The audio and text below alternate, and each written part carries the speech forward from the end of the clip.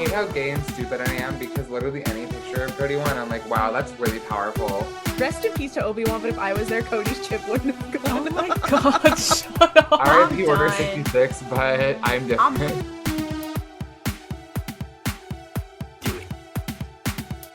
Start your sublight engines. It's time for Brewpop's Pod Race, a queer Star Wars podcast. Welcome back to another week of chaos. I am Klaudia. Use she, her pronouns. You can find me on social media at Klaudia says, K-A-L-U-D-I-A says.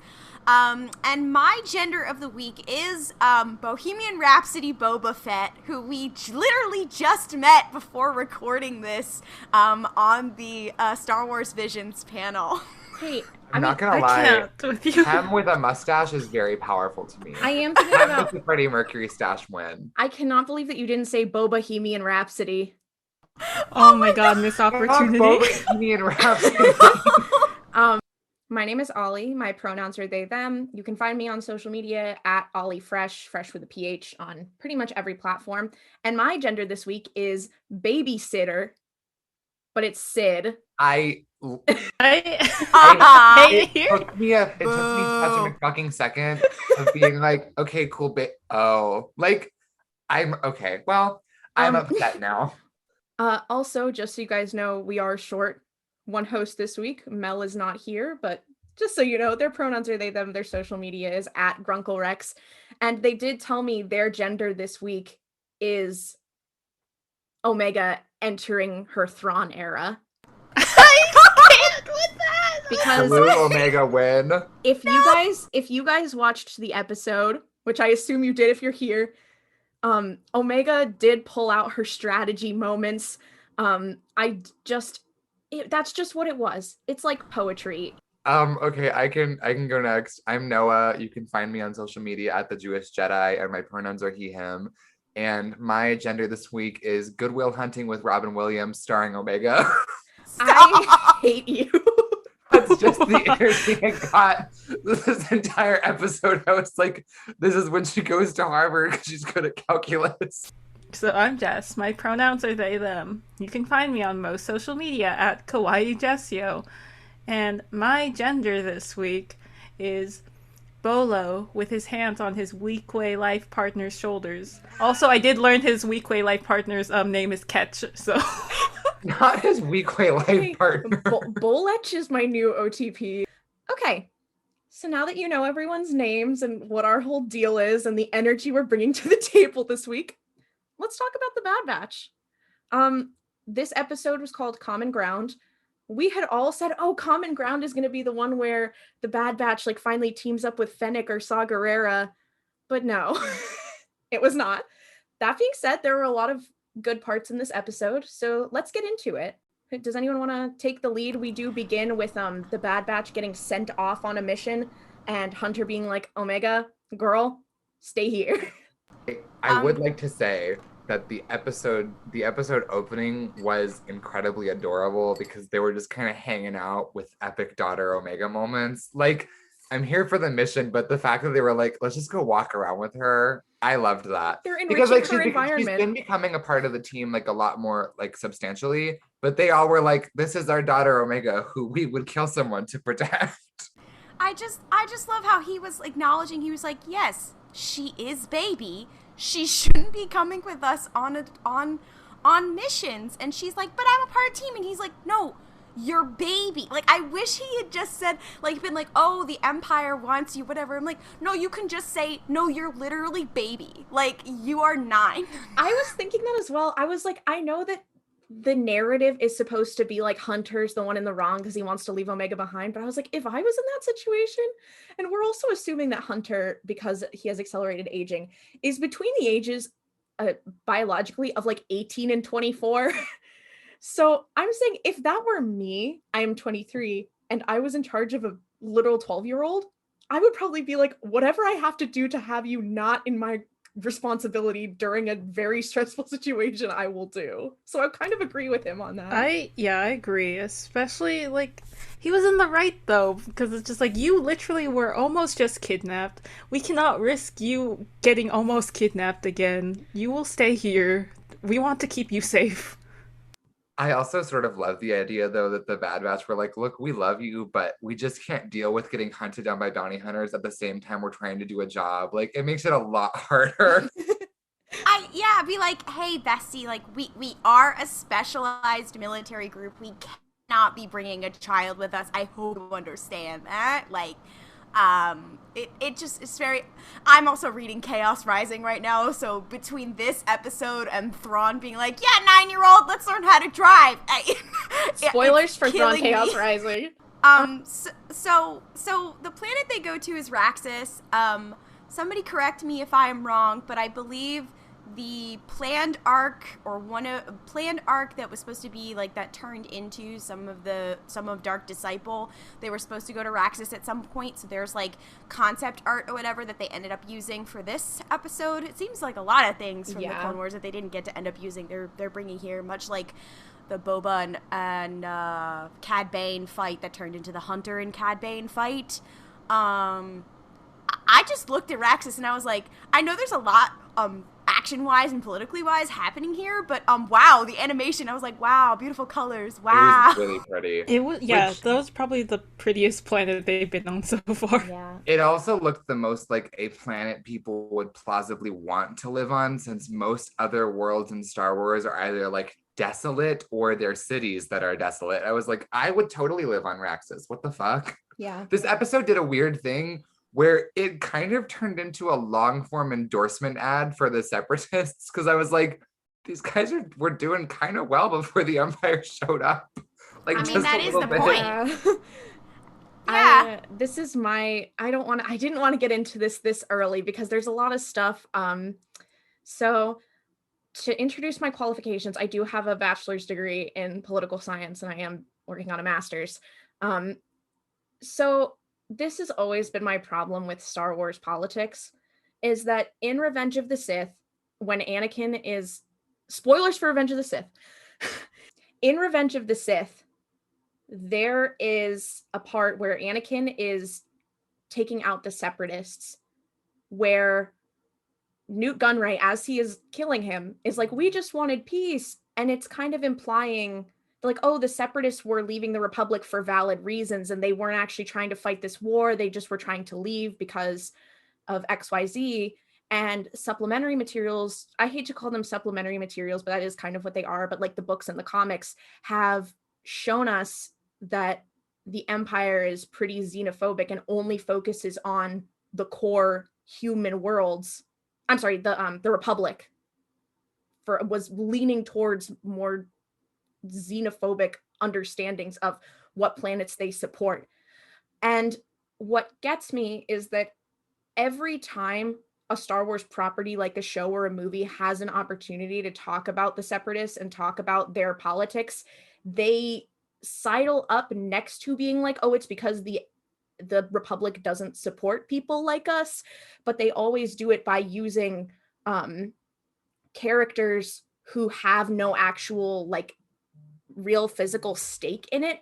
Like that was my whole problem with the Lux and Mina Bonteri thing, is I was like, these are two wealthy people who seem to be doing pretty well for themselves. For what reason would they have that the Republic wouldn't support them? So I was saying like, and this episode I think is very similar. It shows them going to a human planet that is pretty wealthy, that was a core of Separatist power. And you know, it's like, well, why would they want to leave the Republic? Like, what's going on? And it's not that I'm saying like I need a hard-hitting political commentary in Star Wars, because I understand it's a kids show and I understand they did as best they could, but I just think it would have been nice to see them maybe go to like an alien planet or a non-human planet, so that they could, a character like Echo, whose whole thing is that he was tortured by the Separatists, could see like, oh, the Separatists were trying to leave the Republic because they were being treated really poorly by the Republic, like the clones were, so that could have been Echo's transformation. Because I think it was very weird to see Echo go from, I hate the Separatists, to at the end of the episode, no, actually, they're fine. One thing that I think is weird about that is that, and this is just a problem that I think Star Wars has in general with political commentary. And like you said, I'm also not looking for like the most heavy hitting commentary in the world from a children's animated show. But if you're going to do it right. I don't think that at the end of the episode, Echo is like, the separatists are all right. He's like, these two separatists in particular that I now have a relationship with are fine. And I have a problem with that because, like, never have we seen characters on the Republic side grapple with why the separatists exist in the first place or try to deal with that problem. And the thing that's weirder to me is that this is a show about the clones. And if any characters are going to go, hey, wait a minute, maybe the ideology that we've been working with and serving with and dying for actually was exploiting us the entire time, it's these characters. Like, these 5 specifically should have a much deeper, difficult relationship with the concept of the Republic as a whole. Like in I think it was episode 7, whichever one Rex showed up in, Rex was like, I'm still serve the Republic. Part of me wants to be like, okay, but why? Like, have you never once considered that may have not been a great thing for you? Because, like, the real villain of this era of Star Wars isn't the separatists, it's fucking Palpatine, who orchestrates the whole thing. But no character ever He doesn't know that. Nobody knows that, though. This is true. But I'm just thinking, like, no one, it seems, ever wants to grapple with why they serve one side or the other. And I'm not, like, hardcore pro-separatist, but I am like, hey, maybe pull back a little bit and, like, think about it. So I think I know why that is, and this is not just a Star Wars thing. This is, I honestly, I mean, it was in Falcon and the Winter Soldier. It's in a lot of stuff. This is not a new thing. Is that you can talk about fascism, you can talk about xenophobia, even in metaphor if we're talking about aliens. But if you make the connection between white supremacy, or the equivalent, xenophobia, and fascism, if you connect the two, that makes people uncomfortable. And because people love to think like, oh, well, fascism can happen because of ideas or whatever, like that they are intertwined, that like, it's not just, oh, Nazis are bad, it's that they were bigoted is a part of the reason that brings us here. So the reason I think that this always falls flat is not just a Star Wars thing. It happens all the time, is that nobody wants to sit in that uncomfortable space and address that.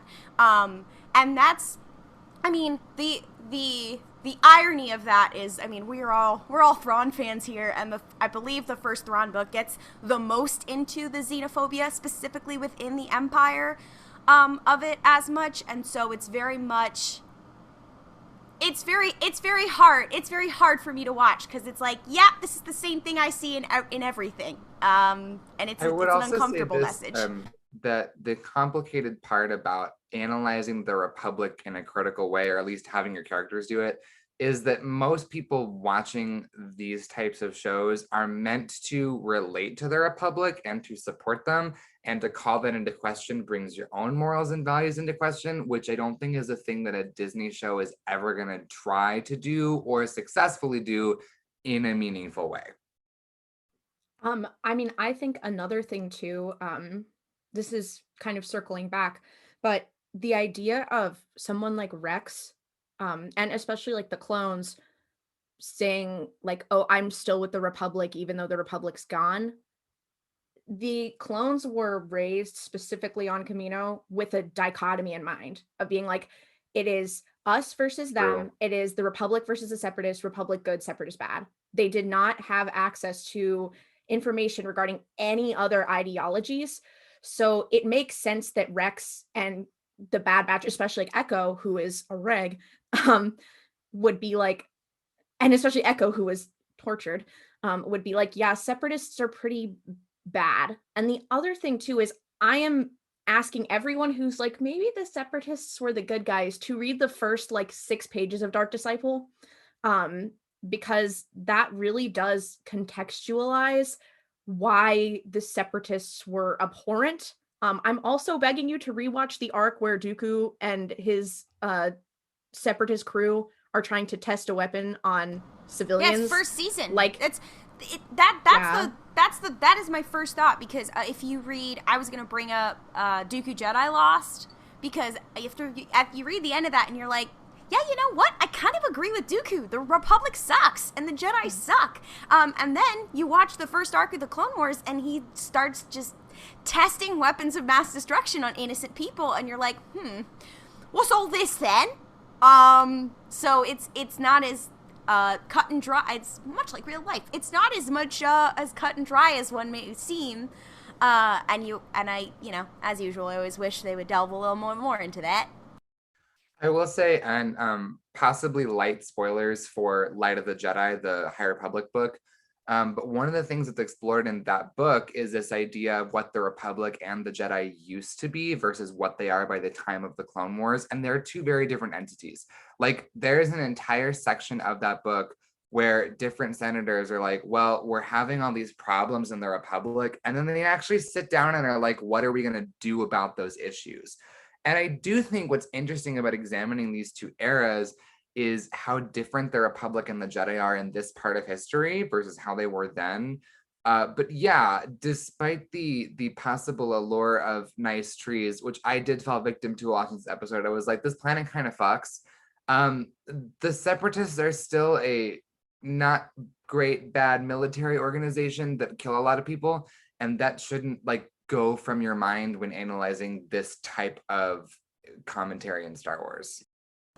It's interesting you mentioned the High Republic, because I have not read those books either, but there was an interview with Leslie Headland, who is the showrunner of the upcoming show The Acolyte, about her approach to the writer's room and how she's approaching Star Wars and everything. And all we really know about that show so far is that it is going to be in the High Republic era, and I'm sure all these books and comics are building that era around.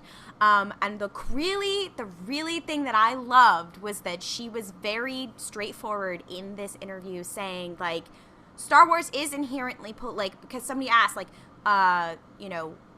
what would you say to people who don't bring politics into my Star Wars? And she just said straight up, she was like, Star Wars is inherently political. George always said it was.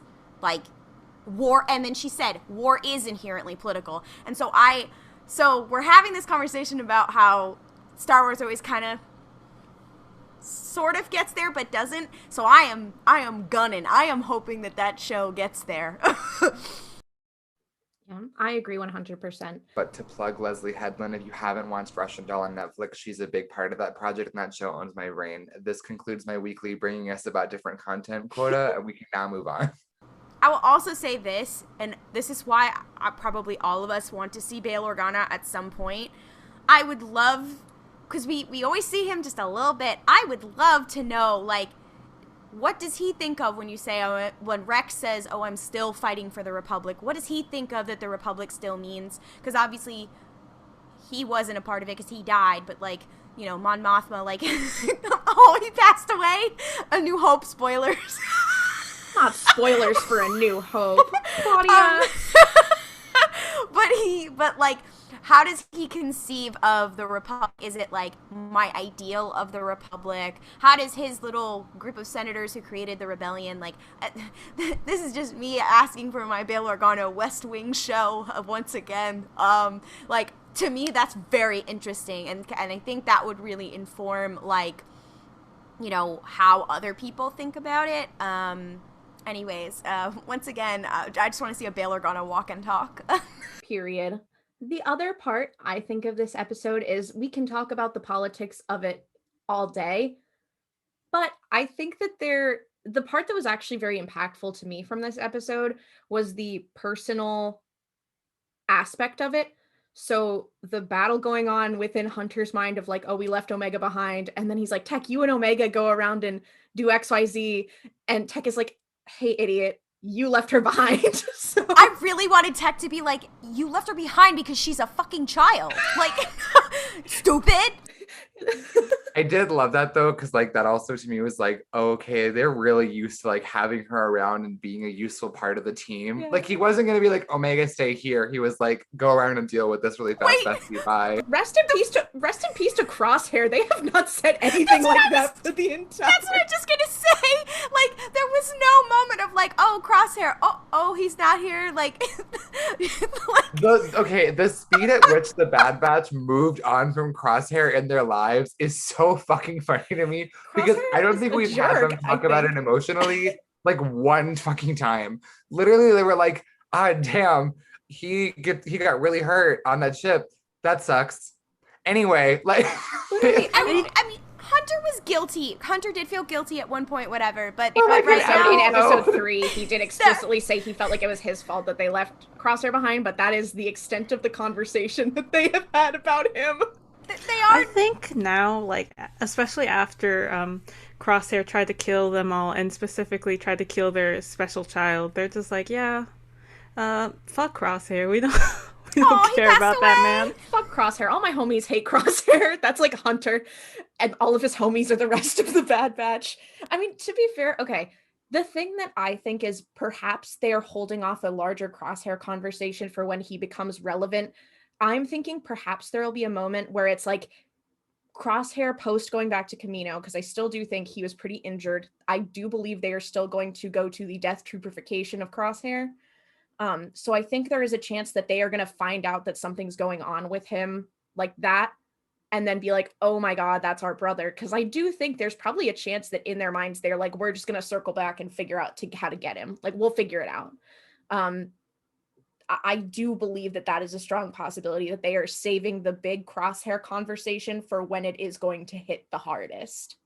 Especially because Omega knows a lot of stuff, and she would be like, yeah, this isn't normal Chip stuff. Like, they've definitely done something to him. And then they would be like, oh, we gotta go. Oof. That is... We gotta get the chip out of our boy. Kentucky Fried Crosshair.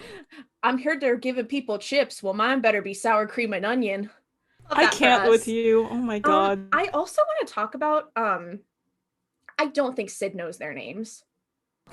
Like, literally, I don't think she knows their names, and it's so fucking funny. I think she literally calls Hunter Bandana at one point. She calls him episode. Bandana, and she calls him Dark and Broody again, and she calls Tech Goggles, and she does not refer to any of them other than them. And I'm what like, does she call Wrecker? He's not called. I don't think she hasn't addressed him so far. Although I will say, I love the idea that she doesn't know the Bad Batch's names, and she's like, "Hello, Omega." Like, she actually does like call her by name. Girl boss. You guys know that scene in The Incredibles 2? Spoilers for The Incredibles 2. I can't with you all with spoilers. Edna Mode is with fucking baby Jack and is like, I'm keeping him forever. That was Sid this episode. Oh my God. Like, baby rocks. Oh my God, it was Edna Mode and Jack. Honestly, you know what's so funny? You say that, but like, it really is like special child and mean woman, like, who takes in special child. Like, that was very much their dynamic. I did also love, very much into the idea right now of Sid when Omega was like, yeah, I'm just kind of sad. And she says, life is hard. Get over it. I was like, okay, I still like, I was talking to Mel before this episode I can't decide if I like Sid or not. And after this I love her. I'm like, she is a girl boss. I still don't know if, like, I do 100% think she's going to turn on the Bad Batch. No, my theory of this is just a show about various men raising a child, and then all of her mean lesbian aunts. Like, this is it. This is her, like, butch lesbian aunt Sid. Oh my God. Had a gamble. Like, Sid is the Greef Karga of this show. Yes! Yeah. Yes, I know you said that. No, Klaudia did say that in episode 1 or 2, not episode 1, but episode like one of our early episodes. But I'm just now realizing it's literally going to be like when Greef Karga was going to go turn, spoilers for The Mandalorian, it's going to be like when Greef Karga goes to give Grogu back to the Imperials, and then Grogu saves him, and then he's like, actually, this child is everything to me. That's literally Sid. Yeah. I think, that's definitely going to happen, just because this is a Dave Filoni joint, and Dave Filoni only has, like, one story. Also, the sheer number of lines that Sid has had, basically every episode she's appeared in, of being like, oh, I only care about how much I'm getting paid. Like, okay, you can be a little subtler about the fact that someone's going to pay you more money than the Bad Batch is giving you. Like, I'm sorry, but get to the point. Okay, so now I'm thinking, like, someone will pay Sid, and she'll, like, basically turn them in, but maybe she'll, like, feel guilty because of all the times she, like, hung out with Omega and just like, damn. In a Sid redemption arc. In a shocking twist of fate, episode 14 is just Fennec being like, "Can I buy that kid from you? I think she's really cool." And She gets like, passed to yeah, her next sure. lesbian aunt. Yeah. I do like the idea too. I do like the idea that someone is like shows up and they're like, "We need the Bad Batch," and she's like, "Who?" I don't know their names, but I do like the idea that she gives them the Bad Batch but keeps Omega for herself. Like, she's like, all right, yeah, so sure, I'm you can gonna have need credits and also this fucking kid, please. She's See like, you yeah, later, you can have bye. Dark and Broody or whatever his name is. I don't care anyway. Well, this does play into the whole question of, obviously, who is Sid's contact? Because obviously that droid contacted somebody. I don't think it's her directly, but that droid contacted somebody. And at first I was like, oh, epic. And Sid did say, like, she wasn't like, oh, I work with anybody in the underworld, or maybe she did or whatever. But she said, I specifically work for the Jedi, or whatever. Like, epic Sid Fulcrum moment, like, or future Fulcrum, anyway. Let's see, how many Fulcrum agents do we have? Sid? Saw Gerrera and Sid. I love the idea, too, that Bale was like, damn, I want to make a program of spies in the galaxy, and his top choices were Saw Gerrera, my icon, and then he's like, also this fucking lizard will work, I guess. She's a capable butch lesbian. If you were making a revolution, would you not pick a capable butch lesbian? What is Ahsoka if not a capable femme lesbian? Yeah, well, that too. You're really Let's go, Bail lesbians. Organa is, Klaudia, literally same brain. Bail Organa fully is fucking Billy Eichner being like, let's go, lesbians, let's go. Yeah, I also like the idea, too, that Sid was like, first of all, Sid was like, free child labor, yes, please. And then Omega was like, I don't want to do this. And she was like, can you gamble? She was like, yeah, I can gamble. So I'm like, gambling addiction Omega is everything to me. Guys, I just had a thought. So we have determined before Omega is the same age as Din and Han, around the same age as Din and Han. Yeah. And also Cheery, apparently. Epic. But obviously, how old is Lando at this point? Because all I want, Book of Boba Fett, Omega and Lando gambling challenge when? Oh, that is actually everything to me. Omega just pulling up like the Thrawn of well, she's playing Dejarik. She's not playing Sabak. She could. You think she couldn't oh learn? My God. Epic Lando and Omega teaming up to take down everybody. He plays Sabak, she plays Dejarik. That's a friendship I want to see. That's what I want. I do love the idea of the Book of Boba Fett just being like, they give us that clip of Boba and Fennec sitting on that fucking chair in Jabba's palace for literally like 5 seconds, and then the door breaks down and it's everyone from Boba's life. It's like, hi, we missed you. How have you been lately? That's what Bosk is going to do in Book of Boba Fett. 100%. Bosk is going to roll up and be like, hey, kid, I thought you died. I already planned your funeral. I really was so broken that my special baby boy was gone. Omega sets up Jabba's palace to be the Fett family casino. The Fett family casino. Oh my God. How much debt was the Bad Batch into Sid?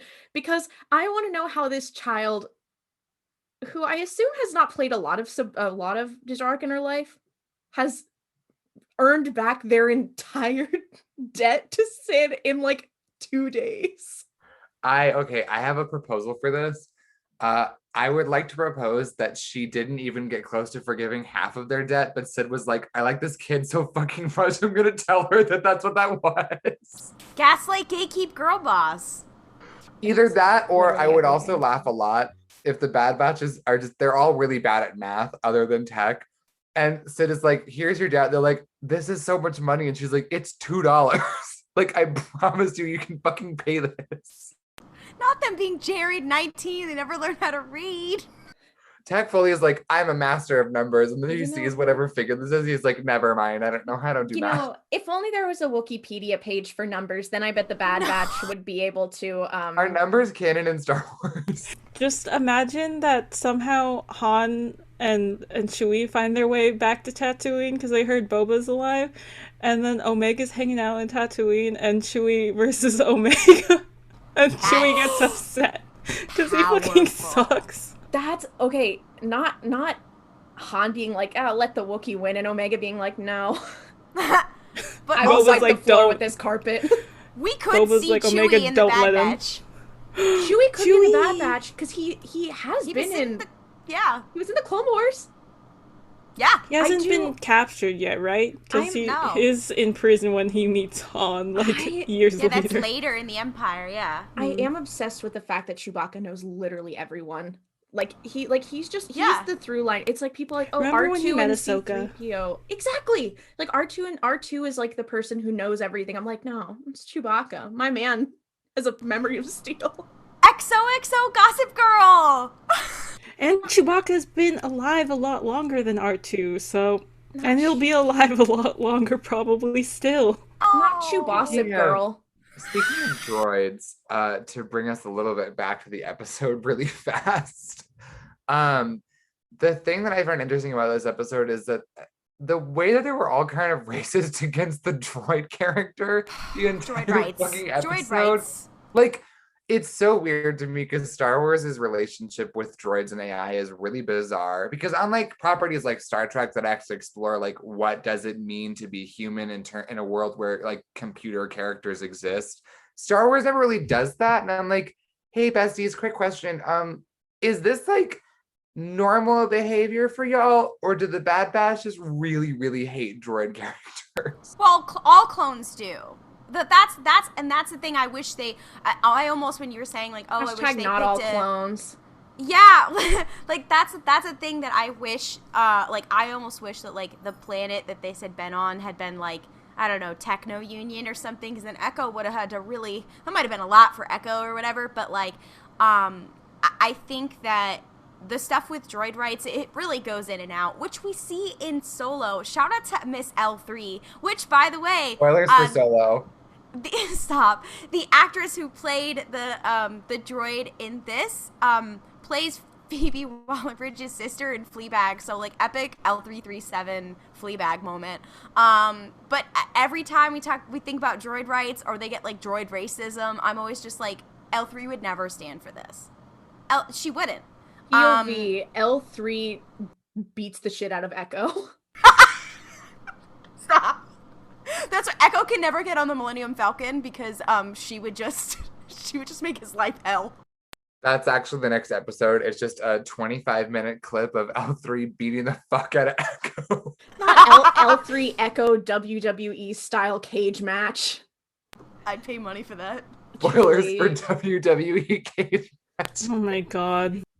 Another thing too that happened is on the planet, when they were fighting, something I noticed in the episode is that in not the last episode, but the one before episode 8. Crispy Crosshair Crispy Crosshair's episode. They were shooting live rounds at the other clones and the other troopers because they were like, we got to get out of here. But in this episode, they were using stun rounds, which made me be like, oh, they're only using stun rounds when it actually live rounds when it actually is like they're after them. So I'm always like, it's like no witnesses moment. Well, that was I was like, okay, why is it? And I was like, okay, is it a like epic I care about my brothers moment, or is it? I was like, well, they're considering like this is a paid job, so they have no reason to kill anybody, kind of deal. So that's why they're using stun rounds. But the other thing is that then they would have had to make a conscious choice to make them live rounds in the Crispy Crosshair episode to switch it over, because it seems like they've been doing paid jobs this whole time. So yeah, it was interesting. It's like, okay, so they do that when it's, maybe they only do it when it's Omega who's in danger. They're like, you know what, fuck it. I will say this, part of because I noticed that too, and I was like, that's kind of weird. But I think one part of it is that in the Crispy Crosshair episode, it literally wasn't like remember in season 7 when Rex is like, what the fuck do you mean stun rounds? Like, we're gonna die if we don't get out of here. I do feel like when the situation calls for more urgency, like we can't have them getting stunned and getting back up. Like, they need to be dead for us to get out of here. I feel like that's when they switch to live rounds. But I do like the idea that before they start every mission, they're like, okay, are we feeling like stun rounds for clone troopers this week? Or are we feeling live? What are our thoughts for the choosing vibe? violence? But I also think because the regular clones were also just shooting stuns, and maybe because they were like, oh well, they're just shooting stuns at us. Let's just shoot stuns back. That's the vibe they're putting out. As they say, guns don't kill people. People kill people. Epic Thrawn preemptive strike moment. Not preemptive strike Bad Batch. This is the thing I wish we got a little bit more of in the Bad Batch. I would really like to see how Echo's handling this. I would just like someone to be like, hey man, you good? Because this is a very Echo, clearly this was intended to be like an Echo's development episode. But I'm also thinking about, as someone who was a reg, derogatory, I would love to see his psyche of being like, these guys were like me at one point, because the rest of the Bad Batch grew up knowing that they are different. Echo did not.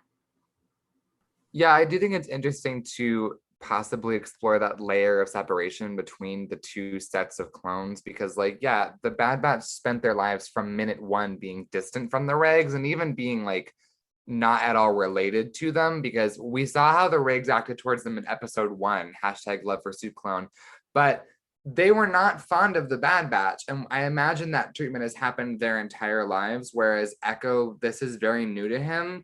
And I think of all the characters that they should be adding the most development towards in this show, it should be him, because he has the most to develop with. The rest of the Bad Batch are adapting and not being like Republic clone troopers anymore, but Echo's entire life changed, like, 7 months ago? Man should still have some shit to process. I think that's what they're setting up with that whole, like, they're all like, oh, I don't know if we should really go with Rex, and he keeps saying to Hunter, being like, why don't we go with Rex? Like, because he has a completely different state of mind of that. So I hope that at least becomes a recurring thread, and maybe they pull on that a little bit for him. I did just come up with the concept. I had mentioned this kind of briefly last week, but we do constantly see Echo's like strategic skills in play, and we do see him kind of take charge in certain moments. And I do think that there is going to be a moment with Hunter where something happens to him. Either he dies or he goes back to Camino, or something happens, and Echo is going to lead the Bad Batch in season 2. That is my thought. If there's season 2 of the show, Hunter will have passed away or will be indisposable or indispensable, whatever that word is, unavailable. And Echo will be in charge of the Bad Batch, and Omega will be filling the space that Hunter filled skill-wise. I will say this, because I'm actually thinking about the same thing. Not to bring like literary tropes into discussions of Star Wars. However, the Bad Batch fills out I've talked about this before, that the Bad Batch fills out really perfectly the archetypical 5-man band. And at this point in time, originally Crosshair was their Lancer character, which is the person trying to be most like the leader. But in his absence, I do feel like Echo has sort of taken his place. And there's a really common character arc for Lancers where they will leave whatever team they're a part of and go off on their own for a hot minute before, for whatever reason, returning to their team. And the way that Echo's been reacting to the decisions of the Bad Batch the last couple episodes, I feel like that isn't something that's totally out of place for him to be like, you know what, actually, no, I'm going to go join Rex. If it doesn't matter what a reg and what a Bad Batch member are anymore, then I'm going to go do something I feel like is worth doing. Oh, yeah. So I will say, if we're going to talk about Hunter dying for a second, every goddamn blessed moment with Hunter, especially with Omega in this episode, was every alarm in my brain going, oh, this bitch is dying. Like, I am rewatching Rebels with some friends right now, and we just finished season 1, and I'm seeing all of the like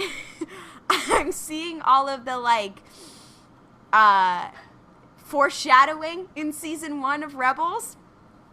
And now I'm watching the Bad Batch, and I'm going, I'm having one of those moments every single time. I just keep having a moment of like, okay, Hunter is accepting, like, that Omega is a part of the team. Hunter is being more of a dad. Hunter is showing his emotions. Hunter is, etc. I'm like, oh, he's dying. Like, this is, yeah, okay. Shit. Not to center my need for gruff dads being softened by the love of a child character, but also in that trope, the more that the gruff dad trusts the child, the more likely it is that that dad character is going to bite it pretty quickly here. Oh, yeah. Spoilers for The Last of Us, like actual spoilers, not just do what we've been doing this entire episode, but there's a scene in that game where Joel finally trusts Ellie with a gun, and then later she has to use that gun to murder someone to save his life, and then he dies in The Last of Us Part 2. Like, his trust of her is correlating to the likelihood that he's going to exit the story. And I do see that the more that Omega cares about Hunter and the more that Hunter trusts her to do things, the more I'm like, I feel like he might be biting it pretty quickly here, guys. Yeah, I'm, well, we could talk about the gruff dad thing.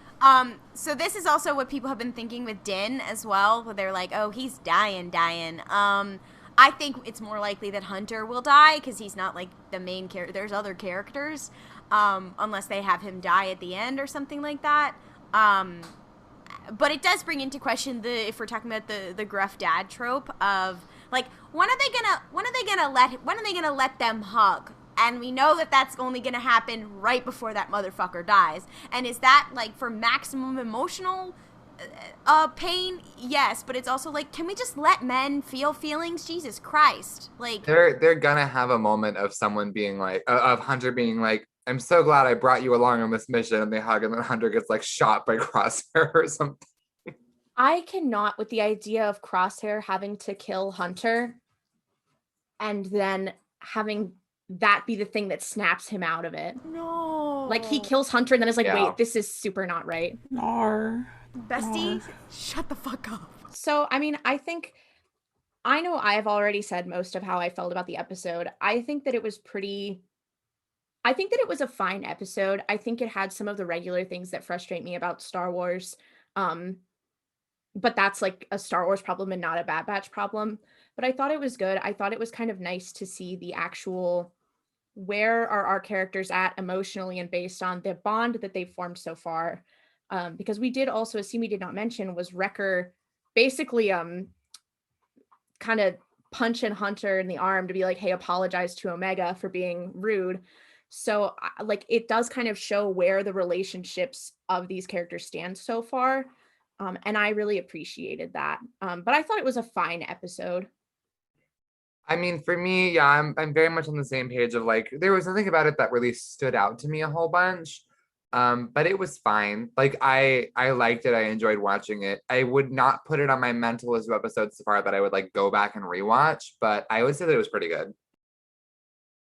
Girl boss Omega. That's all I needed. That's all I wanted. Girl boss Omega?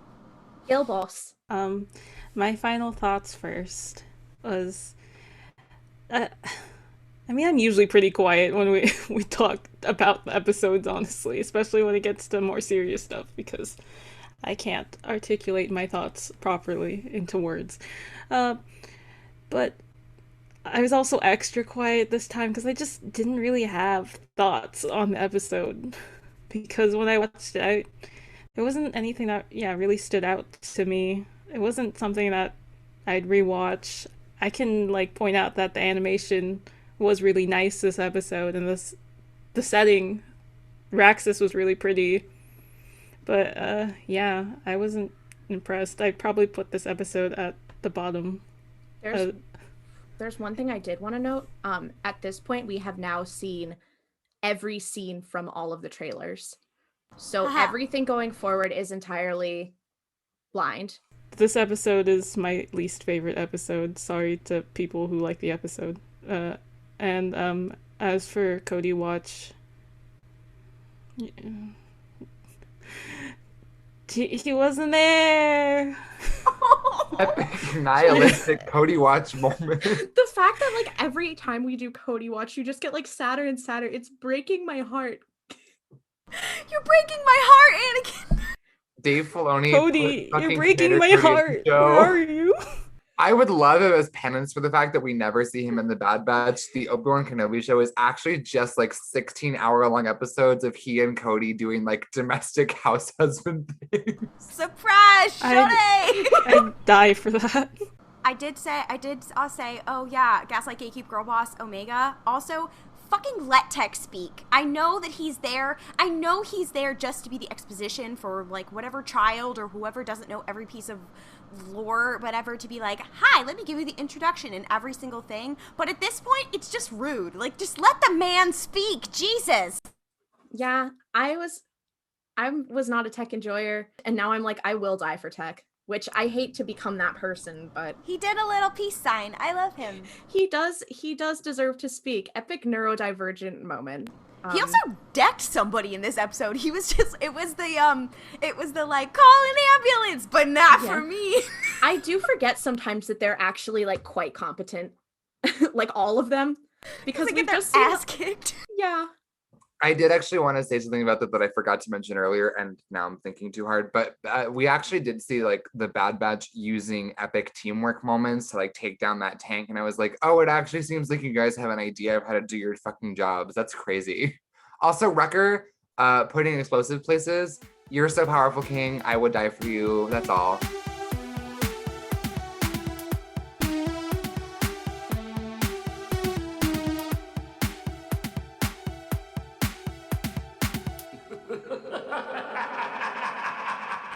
Since Mel isn't here this week, we're gonna bring back one of our favorite little games, which is Kriff, Naboo, Honeymoon, Decapitate. This will be Noah's first time playing.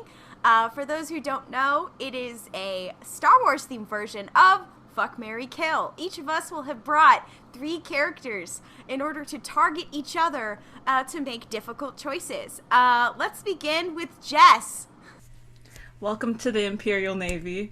No. Your choices today are Wolf Yularen, He was gonna be here.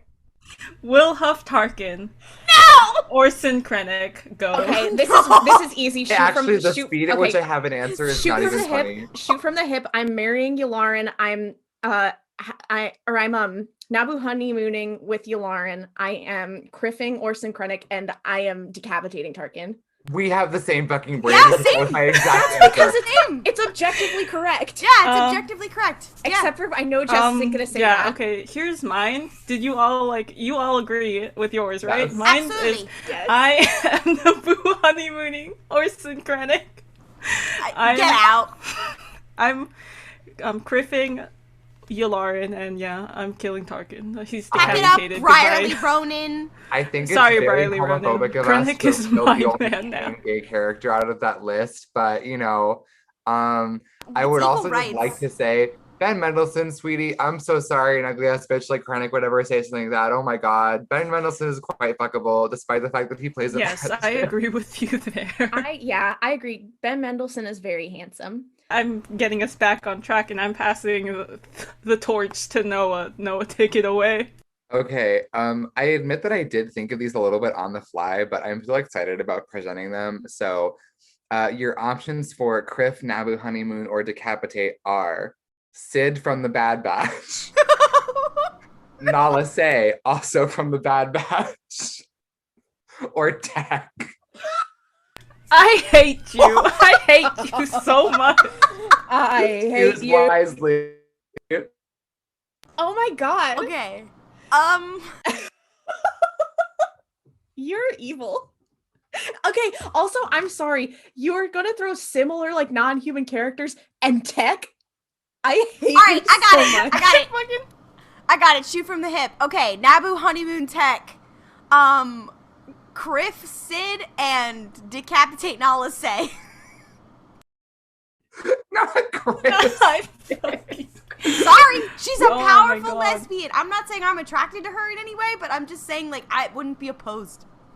Klaudia is a scaly. That's all I have to say. I can say, unfortunately, I do think I know what I'm going to do. I think I might have a problematic opinion. I'm excited. I think I would Naboo honeymoon Nala say. No. Okay. Okay, no, I'm sorry. I said it last episode. She's a MILF, and I won't back down on that. Not you being a parent to Omega. Yes, I'm Omega's new step-parent. Sorry, Django. I'm built different. So I think I think I would have to kriff Tech, and then I would have to kill Sid or decapitate Sid. I hate to do it. It's a hard choice, but I think Tech. I feel like Tech has a more positive vibe. He has more positive energy to put out into the world. Ollie, I just want to say that my answers are exactly the same as yours. But I don't think Nalase is a MILF. I just am trying to steal Omega from Nalase by marrying her.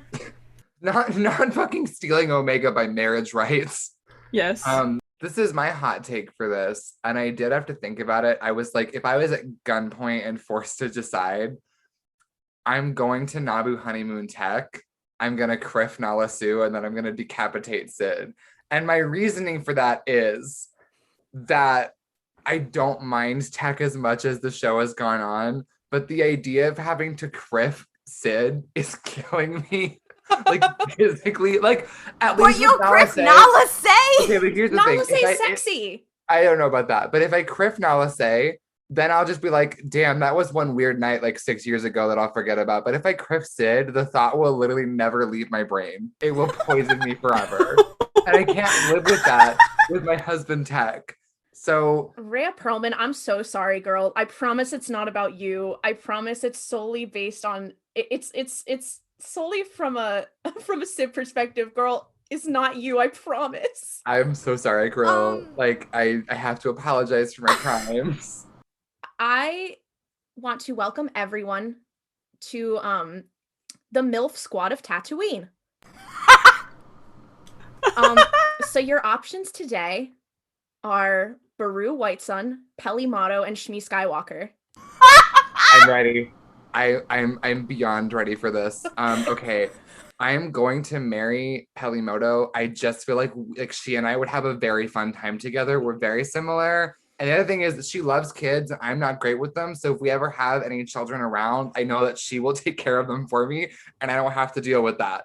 Also, like, come on, who does not want a wife that works on ships? Unfortunately, I don't want to have a one-night stand with Shmi Skywalker because she's so great, but I'm gonna have to do that, and then I'm going to decapitate fucking Baru. I'm ready to shoot from the hip too. Like Noah, I'm also gonna marry Peli because I think she and I would like vibe. And she has a bunch of pit droids, and y'all know I love pit droids. I'm gonna steal all her pit droids, to be honest. Not count Olafing the pit droid. Every single person just that you marry is not because you want to marry them, but it's because you want to steal something from them. They have something I want. Not gold digger Jess. Okay, but my answers for kriff and decapitate are swapped, where I will kriff Baru. Sorry, Luke. I one night stand your aunt, and I unfortunately am gonna have to kill Shmi Skywalker. She's nice and she's cool, but she did give birth to Padme's husband, and anyone who knows me knows I don't like Padme's husband. So maybe if I go back far enough in time and kill Shmi, Padme's husband won't exist. Talk about greater good. This feels like some sort of allegory. Wait, this is Preemptive also sort of strike. like Jess Count Olafing someone because they're like, without Anakin, Padme is free for me to marry. Not you. Oh my god, yeah, you're right. I hate this. Preemptive striking Shmi Skywalker. You're gonna Thrawn Shmi Skywalker. Not Thrawn. Claudia, I want to know your answers. 'Cause I have mine. Okay, I've been influenced a bunch. Okay, I think I would. All right. Oh, see. All right. So I think I would also marry Peli because I just think she's fun and she's neat. Yeah, Naboo honeymoon with her, and I think I would kriff Beirut, even though I'd feel bad about it for being a homewrecker. Wait, Not homewrecker, Claudia. I'm so sorry. Did you just say Beirut? What is that her name? It's Baru. Oh.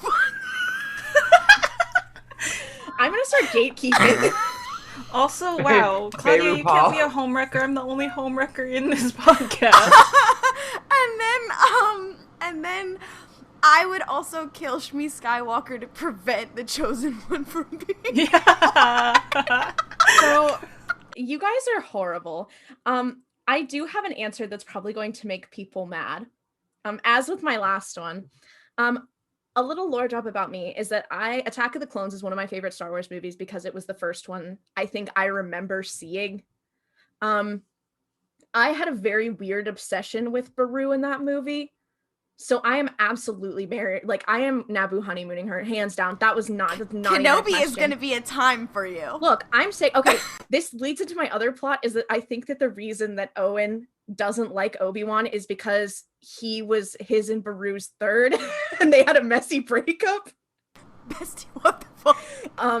Fucking the Kenobi show is fully them being like, you actually disrupted our polycule, and now we want to send you into the desert. I just think Obi-Wan in a polycule is very funny. I'm so sorry. Anyway, no, I'm absolutely going to be Naboo honeymooning Beru. And I am going to be kriffing Shmi Skywalker because she is another one of my first loves from Star Wars. Because again, Attack of the Clones had a huge impact. We get it. Me. You're gay, Ollie. We get it. Okay, well, damn.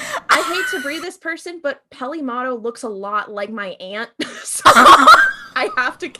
as much as I want to not have to do this, I do have to decapitate her. I would love if fucking Uncle Owen was like, yeah, polycules are a thing everybody does, and they're fully not. And Luke like meets Leia and Han and is like, do you guys want to like be in a polycule? And they're like, what the fuck is that? It's not polyamorous Uncle Owen. Klaudia? Okay. As I did last time, I have created one to specifically target the people in the room. So, Kriff, Naboo honeymoon, decapitate. Wrecker, Boba Fett, Fuck off. and Zeb. Why do you always include Zeb in these? You always include Because Zeb because you know I kin him. Yeah.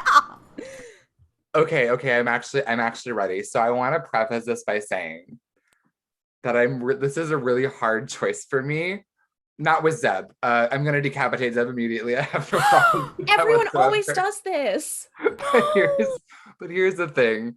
Because Wrecker is my love, but I know a lot more about Boba and about who he is as a person, since we really only see Wrecker in like one area of his life. I am going to marry Boba, and I am going to kriff Wrecker, despite my brain. I thought I wanted the opposite. Hasn't Wrecker been on screen technically more than Boba?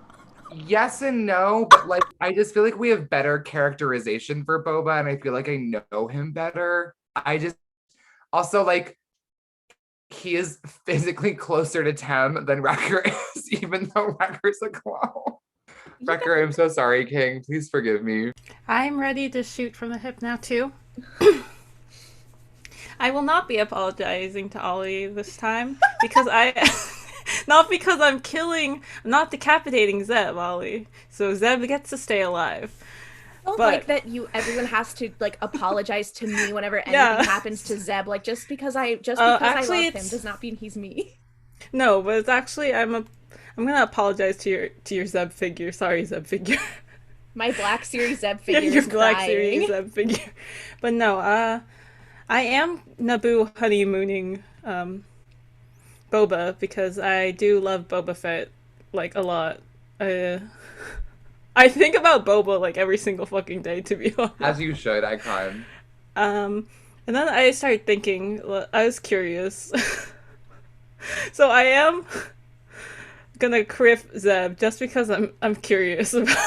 You're decapitating Wrecker? I am decapitating Wrecker. I'm sorry, Noah. I have never been more upset in my fucking life. Yeah, this is gonna get me canceled, but I don't much care for Wrecker, to be honest. I don't care much for any of the Bad Batch members in that way. Except Echo, but Jess is I don't even overparty. want a kriff Echo, to be honest. I just think Echo is cool, but I don't think any of the Bad Batch members are attractive. And that's just my opinion.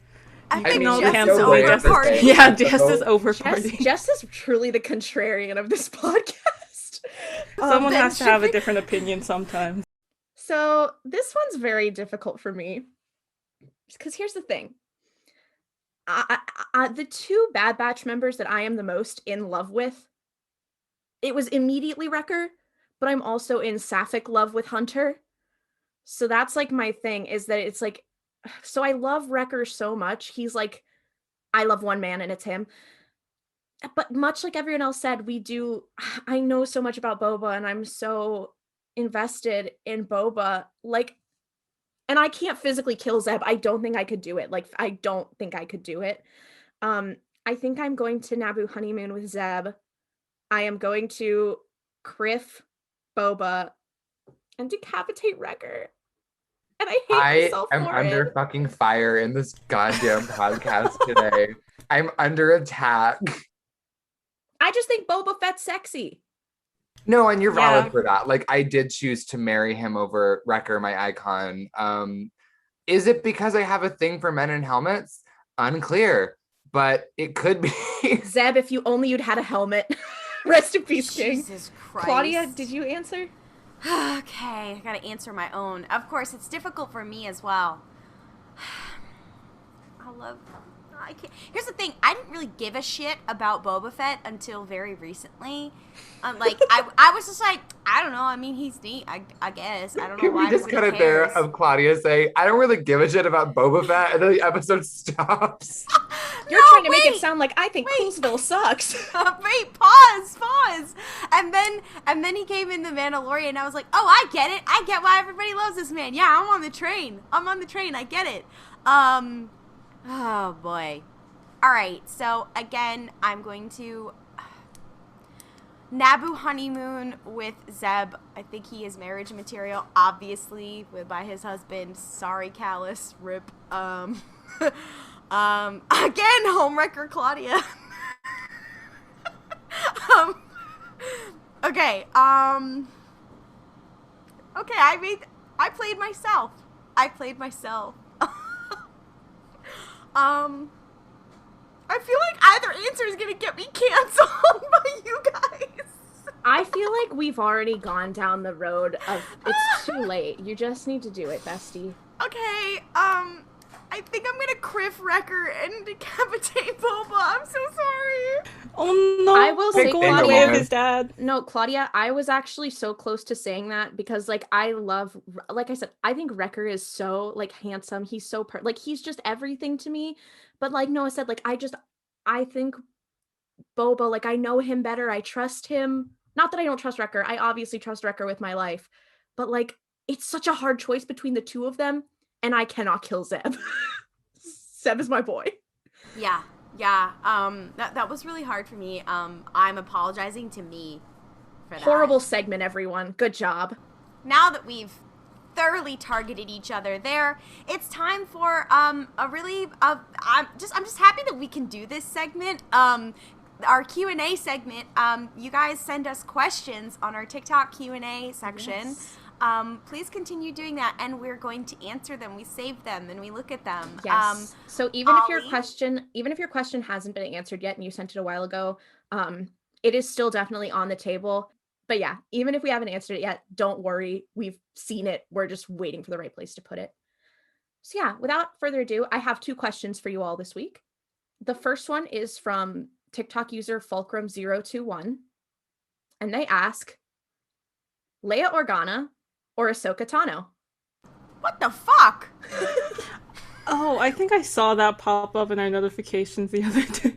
I But, like, can't with that. This is or the what? fucking Cody Warren versus Toronto all over again. I like to give you guys puzzles like this that you have to solve. Like, which one is it like, which one is more of a girl boss? Which one I would think you it's want just It's which just one, who do which we one do you prefer? like more? Which is your So favorite? whoever we don't pick is getting killed, just like Cody won last week. Jesus. Yeah, I did actually have to go eliminate Cody one after the episode ended, so that was really tough. So you guys better pick correctly. I can start with this because I do have thoughts. Unsurprisingly, I am a gay man, so I love to hear myself talk. But I I love Leia very, very deeply as a character, and I do like a lot of what she does. I think that she is one of the biggest missed opportunities in Star Wars. Like Leia Big as a mood. Jedi series win. Also have fucking her daughter play her because that would be amazing. That's my plug for that. But I would say that I have a greater amount of emotional tie to Ahsoka, and I like exploring her character a lot more because she manages to be a Jedi who has a lot of questions about what that label actually means. And I really like watching her explore it, and I like watching her do things. That said, if the Ahsoka show fucks it up, this rating will change. So you've been warned. Davathy. Looking at you, Davathy. We're watching. Yeah, the missed opportunity thing for me is a lot because, like, every time I rewatch the original trilogy, it makes me a little bit insane because we watch the end of Return of the Jedi and the whole ending point is Luke, like, looking at her and being like, no, like, you're a girl boss too. Like, like, and being like, you have this power too, and that's the quote you end the whole series like. So anyways, enough of that. And you're like, wait, pause, what? Like, so I'm just saying, like, to have a Jedi character that has Leia's brains and like Luke's ability, because Luke is brainless. Luke is empty-headed.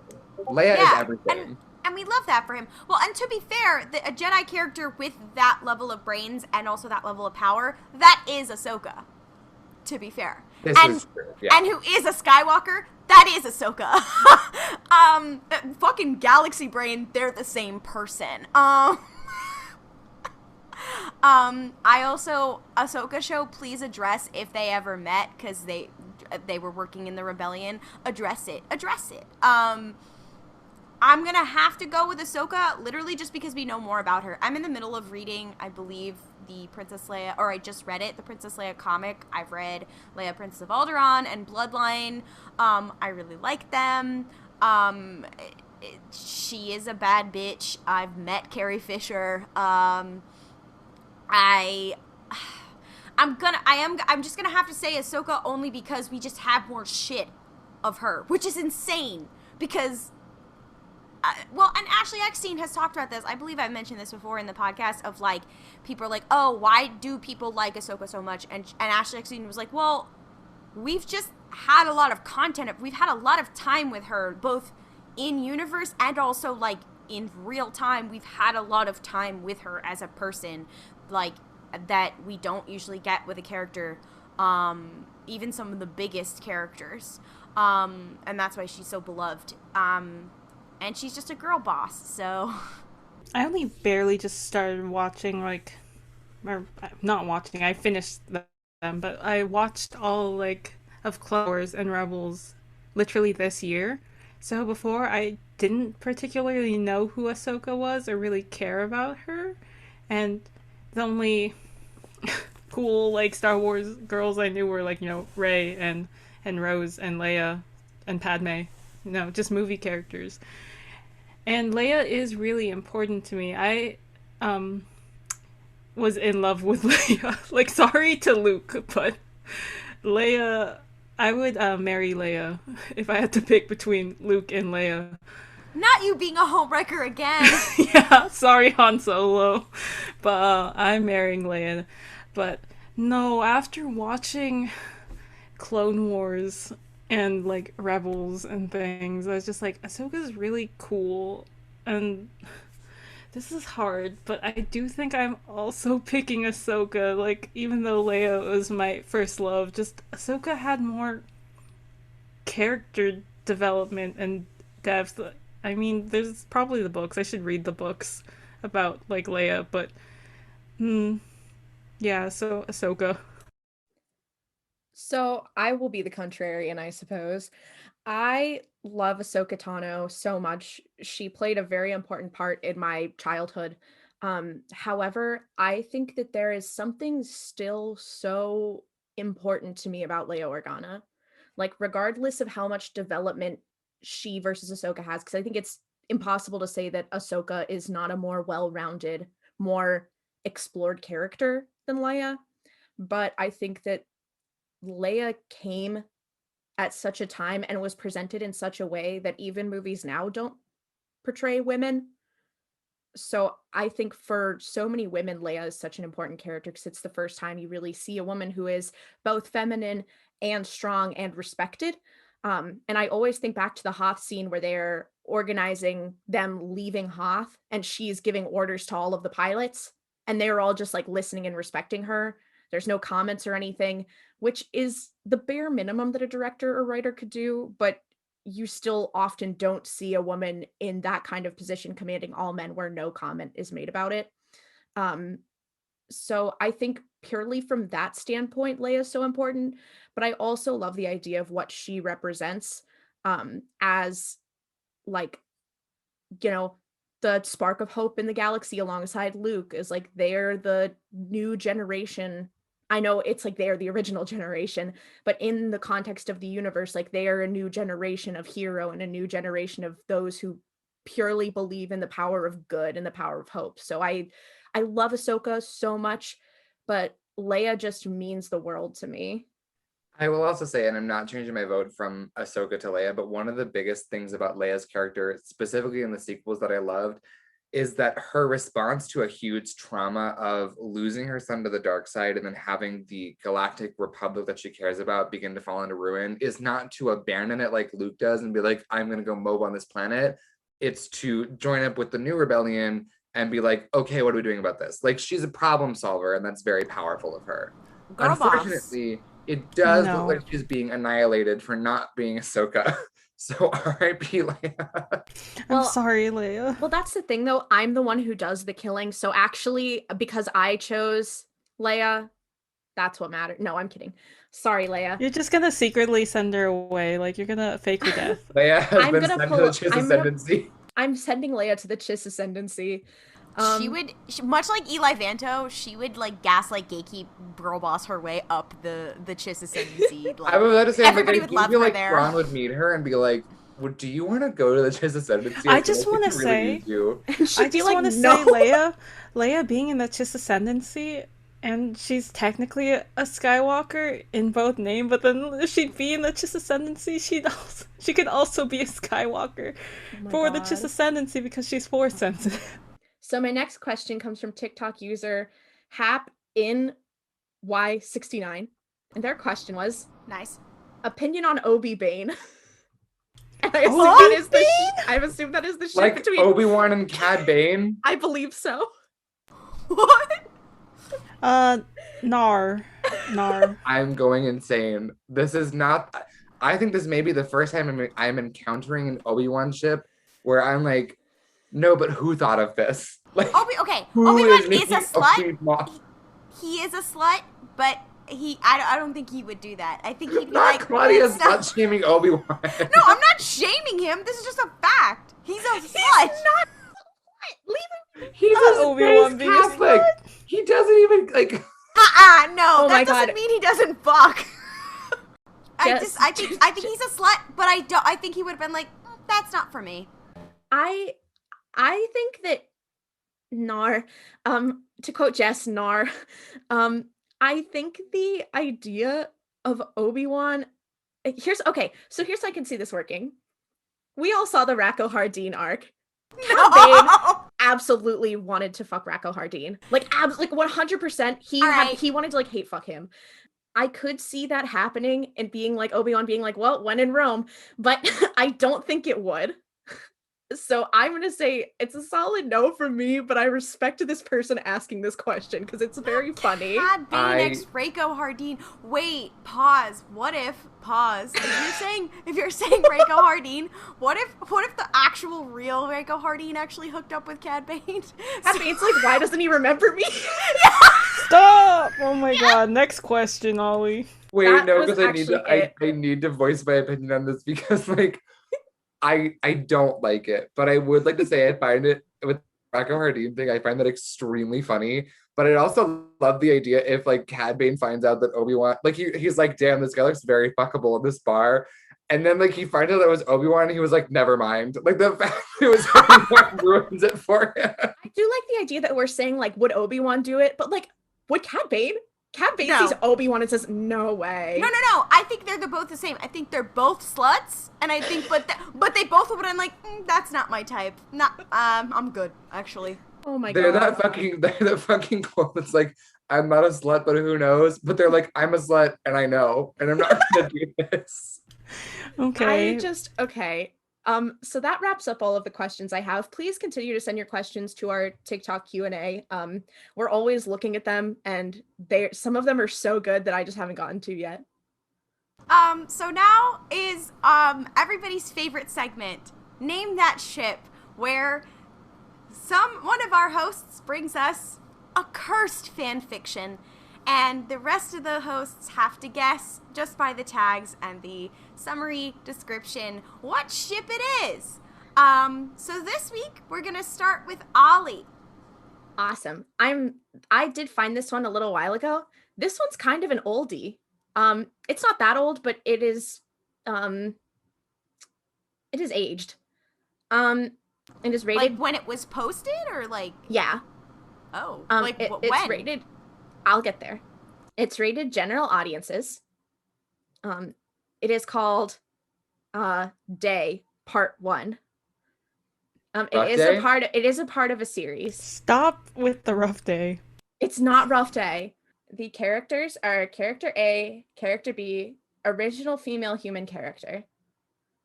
The additional tags are former Jedi character B, mentions of child abandonment, regret of said abandonment, character B just wants to be a good dad. And then the summary is character B sees a cadet who looks familiar. Who is she? That's it. Wait. Okay, so character B was a Jedi? In this, yeah, they are former Jedi in this. What era is this set in? Or what era is the character from? Not what era is it so set in? This is set between Revenge of the Sith and I guess like A New Hope. So sort of like the Cal Kestis era. So no, it's probably closer to the Rebellion. So Rebels gotcha. era. Okay. It's probably close to Rebels era. It doesn't give like a specific date, but these characters could probably be anywhere from like probably like 10 BBY to 0 BBY. Is it a gay ship? It is. Is character B like, are they an actual former Jedi, or is it just for the purposes of this fic? So character B is not a former Jedi. This is an AU where character B was a former Jedi. Is this character a clone? They are not a clone. Are any of them clones? They are not. I will give you this little nugget. This is an AU where character B is a former Jedi. Character A actually is canonically a former Jedi. Is character A Obi-Wan? Obi-Wan? They in this? Hold on. Character A is not Obi-Wan. And what did you say, Klaudia? And is character A Jedi as well in this, or no? They are not a Jedi in this.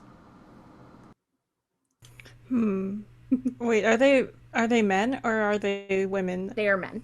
Okay. Are they characters who are originally from this period, or are they transplanted? No, they are from this period. Is this a popular ship, or is this like kind of a crack fic? Is one of them Kanan? It is not Kanan, but they are both characters who know Kanan. Is one of them Zeb? No. Is one of them Callus? One of them is Callus. No! What is character Callus? B Callus? Not Jedi Callus! Callus is character B. Okay, so it's What the Callus. fuck is character? Callus Is character? and Summer. Wait, The other one is a Jedi. Former Jedi. canonically. Is it Ezra? No, it's not. It's not Ezra. What did you say, Is it Jess? Anakin? It's not Anakin. No. Oh god, thank god. It is someone who Callus actually canonically knows. Not Quizzy! It is Quizzy / Not Callus. Quizzy! Basically, the plot of this is that this was written in 2015. Holy shit! The plot of this is basically that Callus had like a Padawan, and he thought she got killed in Order 66. But then he sees someone who looks just like her as a cadet in the Imperial Academy. Not Padawan, no, wait, is this shipping her with them as well? It's okay. just shipping Jesus. it's the summary is Callus sees a cadet who looks familiar. Who is she? And it's former Jedi Callus. Callus just wants to be a good dad.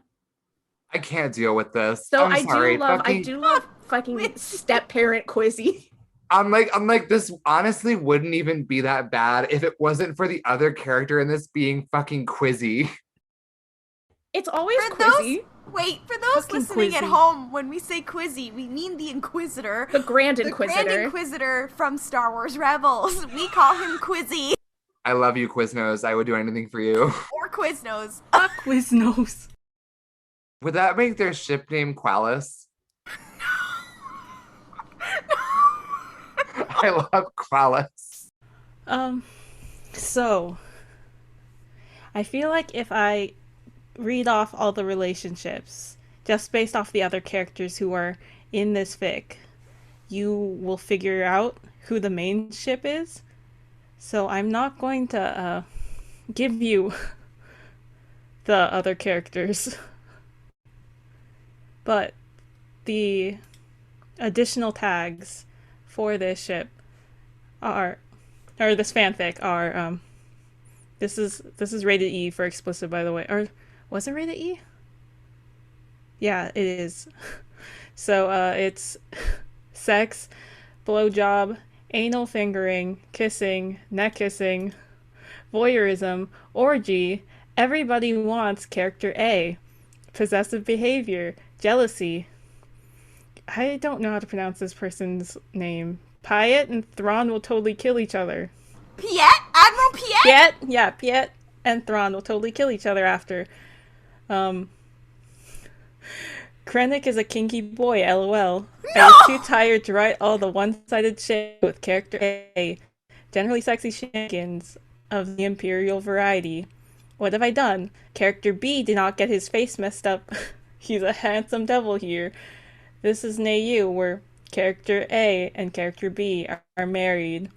And character A is... No, character A is the royal consort. Is character A Eli Vanto? Is it No. Tarkin or Krennic? Are we Tarkin or Tarkin is character A. Anakin? Tarkin It's is not character Anakin. A. Anakin? It's not Anakin. Wait, is it Crosshair? No. Not Crossfire. Okay, Get that out. I hate it. As soon as you said explicit and many characters, I was like, no, not it being an or no. Okay. Okay, wait. You said that one of them does not have their face fucked up, so normally they would. Mm-hmm. It's not Anakin. And it's not Anakin or Crosshair. It's not. Cal? This is a fic from 2017, by the way. What? Kylo Ren? No. It's not No. Kanan. Wouldn't he be like unborn at this point? Wait, He's so the they're only character all whose face got messed up. Leave me alone. so they're all Imperial characters? Mm-hmm. Is this a gay ship? Is it This Quizzy? is a gay ship, and it's not Quizzy. I know you Think just about said that it's think a about gay this ship, last think about this last tag that I gave you guys. It was character A is someone's consort. Character A is the royal consort. Is it Palpatine? It is Palpatine. No! Tarkin. I want to read the relationship tags now that you all know. God, I'm It was sorry that Steve- I was literally about to ask, like, is the other character Bryce? Not right. But I messed up. Like, or Tarkin Wait, should have been character B. Is Thrawn in there? Thrawn is in here. No! No, But it was, get him out! Sheev Palpatine / Wilhuff Tarkin and past Darth Vader / Wilhuff Tarkin, one-sided Orson Krennic / Darth Vader, Thrawn, and Firmus Piet. And then Thrawn, mention that wasn't a ship, that's just them, and then mention Thrawn Maximilian Veers, and then one-sided everyone X Wilhuff Tarkin. No. Everyone / Wilhuff Tarkin? That seems Yeah. kind of bold. Not me. I'm fucking this is going homophobic. insane at this. This This is is like, homophobic. you know those memes that are like, I consent, I don't, and it's Jesus? That's like how I feel when it says everyone / Wilhuff Tarkin in this ship. Like, Yeah, Ron, this I'm made so me feel sorry an insane. ugly ass bitch would do that to you. Oh my Oh god. my I God. can't fucking believe who is writing fucking. What is their ship name? I was about to say Thralpatine, and I realized that was Thrawn / Palpatine. Is that what it would be was? Tarkatine? Not Tarkin. Tarkatine. Wait, I have it. It's Tiddious. Tiddious. Wait. So And maybe So I have prepared another fic for you all. I love this is a Jess-centric episode. Ew. Okay. Again, I feel if I read all of the relationships in this fanfic, it might give it away, but I will read a couple of them because I just, like, one of them was sending me was Barrios Offie / Ahsoka Tano / CT 67 Rex. What? Girl, get out. Barrios / Ahsoka Not / the Rex. throuple. That Like, the little throuple. child. Are they just like a side ship in this? Yeah, they're a side ship in this. Huh? There's also Padme / Anakin in this. And yeah, no, I'm not gonna read the other like ships in this fic because they will give away one of the characters. But the additional tags are Sith AU, Dark AU, Evil AU, lots and lots of evil, masochism, happy ending all things considered, wonderfully complicated relationships, fix it where they all live but the galaxy is still kinda screwed, Maul and Dooku don't become Sith. So, okay. So is this about a Jedi who turns to the Sith? Yeah. I don't One like of that was character is a Jedi who in this fic at least becomes a Sith. Is it Obi-Wan Obi-Wan? Kenobi? It is Obi-Wan Kenobi. I mean, is it Cody? It is not Cody, although one of the background ships is like implied was a oh, it's not even a ship. It's just Cody and Obi-Wan as one of the relationships. Oh no. Is this a gay ship? It is a gay ship. Is it Maul? It is not Maul. Is the other character Force sensitive? No, they are not. Are they a clone? Rex? They are not a clone. Oh, snap. Rex can't Are date they another Obi-Wan in this Jedi? one, Klaudia. Wait, Remember, he's they in are not polycule a with Barriss Jedi. Ahsoka. Is it so they're not is it Hondo Onaka? It is not Hondo. Is it Cad Bane? It's Okay, not wait, Cad wait. Bane. So Let's it's not narrow a it down. clone. It's not a clone. It's not a Jedi. Is it it a a- senator? It is a senator. Is it Is Bail it Organa? Bail Organa? It is Bail Organa. Okay. Share a brain cell, by the way, because all three of us said, is it Bail Organa at the same time? I hate to break this to you, but now that I've said it, I have definitely seen this fan fiction because I do remember seeing Oh my Cody, or I God. do remember seeing Rex / Ahsoka / Barriss and being like, whoa! This is a fic though from 2016, and the summary, What? and it is also part 1 of 20. Bail Run. Bail But I Run. will give you the summary of Obi-Wan Kenobi and Bail Organa make a pact to destroy Sidious and his public mask for their personal goals and gain while slowly gathering an ever-growing twisted family. And Obi-Wan becomes a Sith. Yeah, they start off like, we're gonna, like, destroy Palpatine. We're gonna save the galaxy, but somewhere along the line, they both become evil, I guess. Like, Obi-Wan becomes a Sith, and, like, Bail, is just, I would like... be so I down guess for this evil if it too. didn't have Ahsoka, Barriss, and Rex in the I back. can't deal with this. Like, if it was just Ahsoka and Barriss, that's another story, but the fact that they threw Rex in there, too, and it was just like, Rex, get out of there! The chair. idea of Rex and Barriss interacting is very funny to me. The idea of the two of them looking at each other being like, fuck no. Thank you so much for joining us this week for RuPaul's Pod Race. Our episodes usually drop on Sundays. For updates and Star Wars news, especially updates on Star Wars Visions, which we just watched the panel for right before we recorded this. And we live tweeted the panel, and we have some highlights that we put on TikTok, and more cursed shit. You can follow us on social media at RuPaul's Pod Race. We're on Twitter, Instagram, and TikTok. And we love getting questions, especially in our TikTok Q&A. If you enjoy our show, please consider leaving us a review on Apple Podcasts. Even if you don't listen using Apple Podcasts, leaving us a review there really helps. We'll see you next week for another episode. May the Force be with you, and don't kriff it up. Waka waka. Waka waka. To quote Mel, waka waka.